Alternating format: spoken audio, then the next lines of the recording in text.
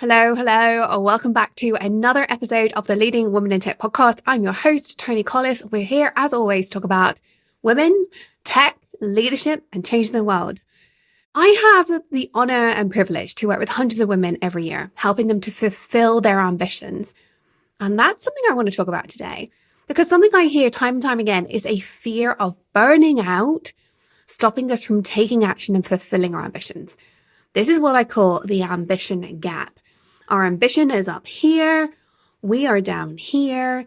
There's this gap between where we are and where we want to be, that ambition gap. Here's the toxic bit about this. That ambition gap is causing burnout. Now, I'm sure this is not unique to women, but today I'm going to talk about it, obviously, because what I do is I work with women and I'm on a mission to change the tech industry, make it a better place to work, make it better tech by elevating women. And the conversations I've been having over the last year have really made me realize how damaging this ambition gap is to us. Here's the thing. The summary of today's episode right here up front. That ambition gap causes burnout. In a lot of the conversations I have, the fear of burnout is the reason behind that ambition gap. I can't possibly have that job up there that would fulfill my ambition because of the sacrifice I'm going to have to make to get there. But the irony is, the stress that causes is causing burnout. So let's talk about your ambition in today's podcast.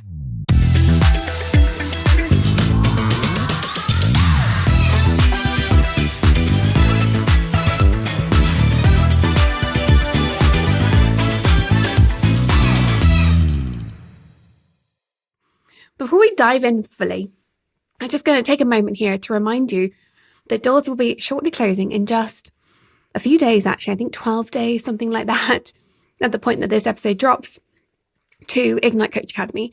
Obviously, over the summer, we have been talking about how to use coaching as part of your leadership toolkit. And indeed, if you want to become a full-time coach, how to get going with that, what the basic principles are. But here's something you need to hear. You cannot become a coach simply by listening to a podcast. I guess you all know that, but I just want to call that out. Listening to a podcast and reading books does not make you a coach. Coaching and experiencing it and learning the tools and techniques and being mentored through it, to be brutally honest, mentoring is a huge part of it. That is what makes you a coach. When I hear people tell me that they coach as part of their leadership job, I'm like, really? Are we? What they're doing is doing some professional development. It's not the same thing. So if you are intrigued by coaching, please go check out tonicollis.com/Coach Academy, link in the show notes. And I would welcome you to join us in the next cohort of Ignite Coach Academy as we elevate all of us by learning how to coach. But back to today's topic. Let's talk about the link between this ambition gap and burnout, and why ambition isn't actually a bad thing. Our ambition as humans is what drives us. Without ambition, we wouldn't even get out of bed. We wouldn't feed ourselves. We wouldn't do anything. Humans are innately ambitious, and this is not a bad thing. This is an exciting thing. Some of us are more ambitious than others, but also I think society tells us that some ambitions are more valid than others. It's valid to be ambitious about professional work. It's not valid to be ambitious about having 10 kids. There's nothing wrong with that if that's who you are and that's what you want to do. Be ambitious about whatever it is, as long as you're not hurting another human being, right? Ambition is a beautiful thing. It drives us. I think the reason that the human race has discovered all the things it's discovered is because of ambition.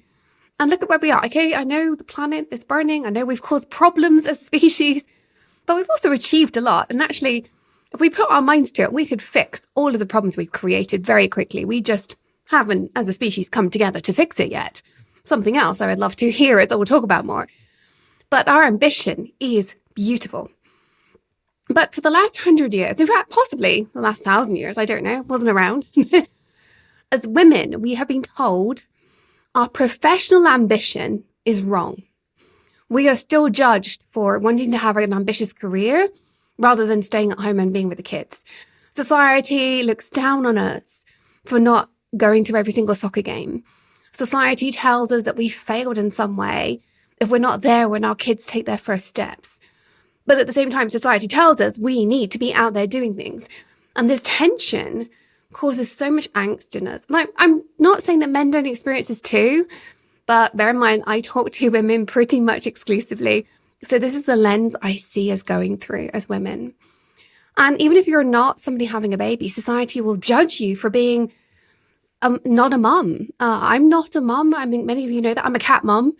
First and foremost, that is my passion, is being a cat mum. And I'm very aware society has judged me. They don't know why I've not had children, but society is saying, why on earth are you not having kids and running a business? Why are you doing all this stuff instead of having children? Society tells me that I failed in some way because of that. And so because of that, when we have professional ambitions, and if you listen to this podcast, you likely have some professional ambitions, otherwise you probably wouldn't be here. So you have this ambition, and yet maybe a part of you is like, can I? We tell ourselves stories about the sacrifices we're going to need to make to get to where we want to be. We tend to have role models who appear to be drowning in work or have sacrificed a lot, or our mentors are telling us, yes, you just need to do more, that getting where you want to go requires sacrifice. And so we fear it. We fear that ambition. We have this ambition, but we're fearful of the cost of getting there. So here's the key thing that you need to know. That lack of fulfillment of our ambition, that sense of, I can't do that because it means this. I can't do that because I will have to work crazy hours. I'll have to travel. I'll have to be away from the kids. It doesn't fit right now. My kids are at home and I need me, and all the reasons, whatever the reasons are. Or I think the classic one for many of the women I work with is not so much centered around just kids, because I work with women who do and don't have kids. It's just, I don't want to work that many hours. I don't want to be available evenings and weekends all the time. I don't want to be on call because I'm the boss. That stress that's caused by us telling ourselves these stories and therefore going, I can't fulfill my ambition. I know I'm capable of doing that job. In fact, I know I'd be better than the person doing it right now, but I'm not going to do it because I'm fearful of what it's going to cost me. That ambition gap between who we are right now and who we know we want to be, we're capable of being, that causes stress. It's what I call the ambition gap stress, but it's a lack of fulfillment. A persistent discontent when we have these strong ambitions, but we fall short. And in this sense, it's doubly painful because we're falling short because we have decided we're not prepared to sacrifice something. And this ongoing feeling of unfulfillment can lead to emotional exhaustion and honestly, burnout. I've seen burnout because of this. I'll have a woman in front of me telling me they're burnt out and therefore they can't possibly go further forward. And they don't realize that the huge contributor to their burnout is their discontent. Their self-identity, their self-worth is misaligned. They feel capable of more. They have that purpose, they have the direction, but they aren't realizing their goals because they're holding themselves back. So they struggle with their feelings. They have aimlessness. A lot of them are very, very frustrated with the people ahead of them. They can see they could do it better. And the reason, actually, this is so ironic, is because one of the ways we can do it better is by not following exactly what our role models ahead of us are doing, who are not doing a good job. They are doing the classic of overwork, making up for not great performance by working longer and harder. Every single one of us, one of the main reasons we hit a ceiling in our careers, and this is not unique to women, this is not the glass ceiling that women experience, but all of us hit a ceiling at some point when we have to shift the way we operate as leaders. We start out by just working harder and longer. We get better at what we do, yes, but we work harder and longer, and that gets us promotions. Get a little bit more polished in what we do, but harder and longer gets us the promotions. That will only get you so far. Some people go a lot further because they're prepared to sacrifice a lot more, but typically they get to a certain point and they are just working crazy. They're miserable. Those are the role models you're looking at and thinking, I can do a better job than them, but I do not want to be them. They've hit a ceiling because they haven't figured out the shift of gears that the really great leaders make. And this is one of the things I work on every single day. So I see this shift in gears on a daily basis, and it's beautiful. Here's the thing. You have to change how you operate as a leader to get to those higher levels. It is about operating on a different way. It is about letting go of working harder. It is letting go of the busy work. It is letting go of being in the weeds. It is operating at a different level. You can't just do that. You have to shift. And so when we see these role models ahead of us and we ruminate and overthink about what might be possible, but we can't possibly do it, and we have this cycle of stress and burnout because of this mental preoccupation of, I could do that, and I'm annoyed at the person doing that because they're doing such a bad job, but I'm not going to do that to myself. And we're in this cyclical disappointment cycle, causes a loss of motivation.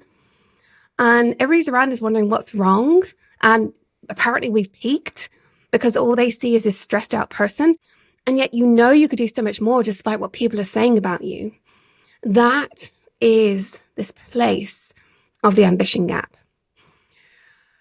A lot of the time, we also have burnout because we have unrealistic expectations. We're feeling this constant pressure and we neglect our self-care. So those come in because we have this ambition, which we're not allowing ourselves to fulfill. And we then put pressure on ourselves to hold ourselves back. So the classic normally is that we, as ambitious people, put pressure on ourselves to achieve more. And you may well have done this early in your career. And you are scared of that now because it's a cycle of stress. Push ourselves to exceed our goals, meet others' expectations, and lead to burnout. Maybe we had unrealistic expectations that causes stress and burnout. We neglect our self-care. But what we do is when we anticipate that I can't reach that level, but we're annoyed. We're annoyed at those around us doing that job that we know we could do better, but we don't want it because we don't want to do it their way. We start assuming that we're going to have the burnout we had earlier in our careers when we were pushing ourselves really, really hard. And so just ironically, we let go of our boundaries. We struggle to say no. We're always on. We deplete our mental resources. We deplete our emotional resources. We neglect our self-care. We drive for more, but we're not taking more. We have this ambitious mindset of success, recognition, accomplishment, desire. And we have this need to pursue it, but we hold ourselves here. So we're operating in this dual energy of drive, but not allowing it. And when we do that, it is incredibly bad for us. It's like it's like driving in forward gear for like a meter, then driving in reverse for a meter. And you just shuffle backwards and forwards constantly. There's this constant tension. And you never get out of the low gears because there is nothing good for you in that space, just backwards and forwards shuffling. It's exhausting. And guess what? You burn out. If you were a car, your clutch would just burn out from all the backwards and forwards going on here. If you're an American, you might not understand what a clutch is, but you would burn out your clutch because you're just constantly backwards and forwards and all this tension. So here's what I want you to do. If this sounds like this might be you and you have this ambition gap and it's causing burnout, I want you to give yourself permission to be ambitious. There is nothing wrong with it. It's beautiful. It's a wonderful thing. And it is not mutually exclusive with having a high quality personal life, whether that's being with family, friends, or just having time to go and climb mountains, which one of my friends does. She's just like, I don't want to work crazy hours because I want to go climb Munros in Scotland. Prioritize self-care along this journey.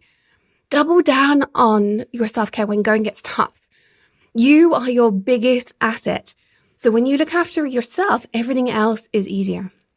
And then the most important piece here, if you want to shift gears, I mean, obviously come work with me, but if you want to shift gears, you need to understand that quality over quantity applies to all aspects of our lives. We know this about kids. We know this about children. Quality time with children is more important than quantity. Quality with your family and friends, more important than quantity. But this applies to how we work. A 90-hour work week is not going to land you that executive position. Instead, you need to be focusing on the outcomes that you generate. The outcomes you generate are the thing that lands you a promotion. If you've ever worked on your interview technique, you know what you need to speak about. It's not how many hours you work or that you answer emails on evenings and weekends. It's that you generated $10 million by launching a product in 6 months. That's what matters. That is what matters at the executive position. It isn't that you're always available. So I want you to step away from busy. I want you to let go of always on. I want you to let go of busy work. I want you to let go of being in the weeds. This is really, really important. One of the things that holds us up in our careers, and one of the reasons we have those managers above us who are like, we could do their job better than them, but I don't want to sacrifice and get there, It's because a lot of the time they're in the weeds. A classic example of this is when you find that your boss is always hovering around what you do. They want a lot of updates.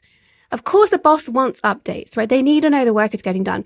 But if they want updates and then they want to give you advice, or they say, well, I'm just going to have a play with that. Classic in my field is hands-on keyboard, being a programmer. A boss, basically, after being a manager, a boss should never really be writing code or compiling software. When I hear of a senior leader saying, I'll just have a play with that, my head just goes, what the what? If they love it that much, they shouldn't be doing the job they're doing. It is a waste of time. And so what they're doing actually by stepping in and saying, I will just have a play with that, is they are taking away from your ability to learn and develop, or whoever it is that should be doing that. They should be coaching the person in how to do that rather than doing it for them, if it's that important. But a lot of the time, we just swoop in as managers and do the work. So here's what I want to challenge you on. I want you to take a week and ask yourself, what work am I doing today that actually I shouldn't be doing anymore? If I was 2 layers above me, what of this work would I do and what would I be delegating? The hard thing is then to know what to fill your time with, which is another thing I think is fascinating about the work I do. Many of the women I work with, they say, well, I don't know what I will then do. What do people do at that level? They're scared of the busy work and being always on and always available and overworking. And yet they say, but if I let go of all this, what do I do? What is my job? My love, your job is strategy. The higher up you go, the more your job is about delivering direction and then telling people the tactics that they need to undergo. Very senior, it's pure strategy. The further down you are, the more it is tactical direction. You are taking a strategy, filling in the pieces, putting it together, long-term plan, and then directing on the tactical level. You are answering questions on a technical level, so you still need your technical savvy, whatever line of that is in, but you aren't doing. The higher up you go, the less doing you do. The more you are obviously sat in meetings, making decisions, gathering data, interpreting that data. And gathering data and interpreting data takes a huge amount of mental resource. You are never going to squeeze this in if you do a 90-hour week because you just don't have the mental capacity. You need to do strategy on a fresh brain, first thing in the morning, ideally first thing in the week if you're like me and you're tired at the end of the week. I definitely get tired at the end of the week these days. And doing strategy on a Thursday or a Friday for me, non-starter. I just do not have it in me. I can clear my calendar and I'll just sit there thinking and achieving nothing. So I want you to be having a good think about how much time you spend doing versus thinking. How much time you spend doing versus making decisions. Do you sit on your decisions for a long time? Do your team get frustrated by you sitting on decisions because you're going, I don't know how to answer this. I don't have enough data. I'm scared. If you are, that tells me that one of the most important things you need to do is let go of the busy. Time management underpins a lot of this work, but a lot of the time, the women I work with, they know time management, but what they aren't doing is managing their energy. They know the theory, but time management requires us to have the energy to execute on it. So it's kind of energy management as well. But just to go back to strategy for a second, you've likely heard me say this before if you've listened to the podcast. But as an executive, you should be spending at least 50% of your time on strategy. VPs, 40, directors, 20 to 25. Those are rough and ready. They're a good place to start. Different roles are all different though. So if you aren't hitting that 50 to 20%, like 20 at the lower level, 50% at the high level, the really big company executives, I would say 80% or more, and then really 80% strategy, 20% public speaking is kind of what executives need to be doing. They don't really do any execution at all. It's all just strategy and public speaking and dissemination. So I want you to have a think about how to let go of being in the weeds. I want you to have a think about how to delegate more. I want you to embrace the idea of doing less. Doing more of the right stuff and less of all the busy stuff. One thing I love to say to people is slow down to speed up.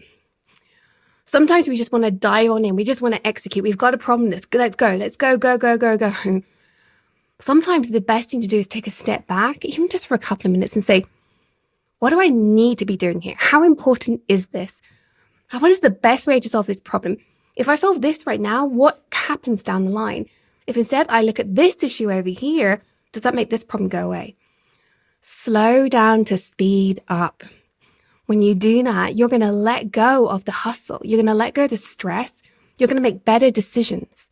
You're going to act more strategically and less reactively.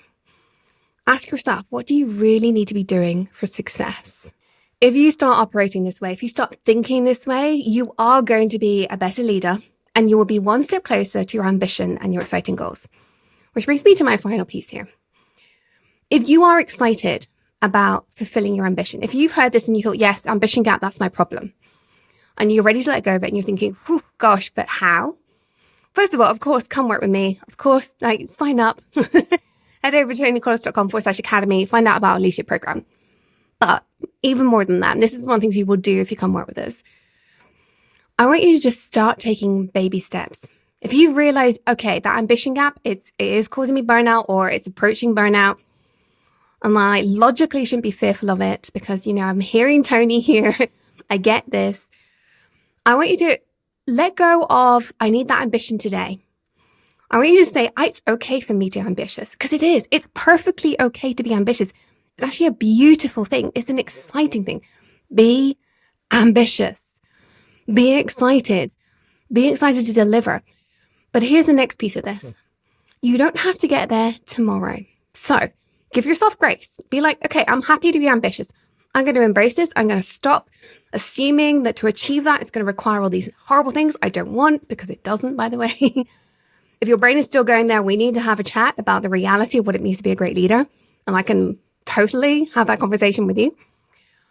But I want you instead to say, okay, if I'm going to get there at some point, and I'm not going to put a time frame on that, I'm just going to be chill about the time frame. What is the next step? What is the next step I need to make in my career to get to that ambitious place? And if your brain goes, yeah, but that next step, that's going to require hustle and sacrifice that I don't want to make, I want you to ask yourself, what would Toni think? What would Toni say to me? How can I achieve that without hustle and burnout? Because there is always a way to achieve these things without hustle and burnout.